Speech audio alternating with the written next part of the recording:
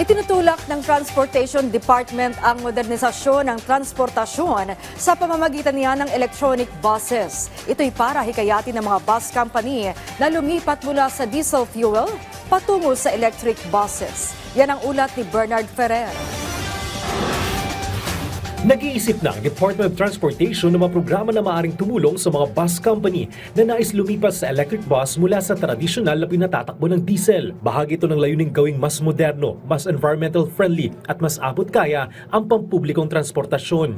Isa sa mga ginagawang hakbang ng pamahalaan ay ang pagbibigay ng mababang taripa at insentibo sa manufacturer. Nagkakaroon na rin ng koordinasyon upang mabigyang pansin ang pangailangan sa mas maraming charging station. Gayon din ang posibilidad ng pagkakaroon ng locally made electric bus sa bansa. Papunta na tayo dun sa mga low emission carbon vehicles, and definitely on the part of the government we really have to look at ways and means for us to help them. Lalo na ngayon yung pasimula pa lang. Kasabay nito, inilunsad ng isang bus company ang kanilang kauna-unang electric bus. Magsiservisyo ito mula Cubao, Quezon City hanggang San Fernando, Pampanga at vice versa simula Disyembre. We also want everyone to try something new. Victory Liner is known for always innovating, always doing research and development.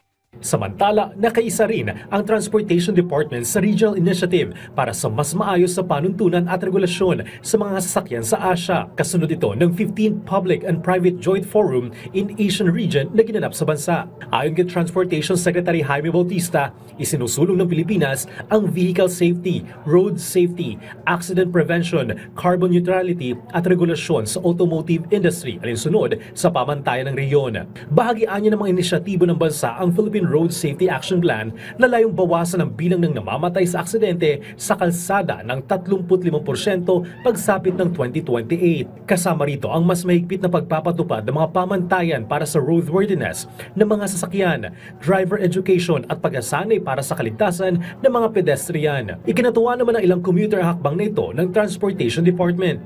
Approve ako dyan kasi malaking tulong lalo na kapag talagang araw-araw ka nagko-commute katulad namin mga call center. Siyempre approve po. Maano yung safety namin na mga nagko-commute and as well dun sa mga riders na nadidisgrasya. Naniniwala ang Transportation Department na mahalaga ang pag-harmonize ng mga panuntunan upang matiyak ang mas ligtas, epesyente at makakalikasang transportasyon hindi lamang sa Pilipinas kundi sa buong rehiyon sa Asia. Bernard Ferrer para sa Pambansang TV sa Bagong Pilipinas.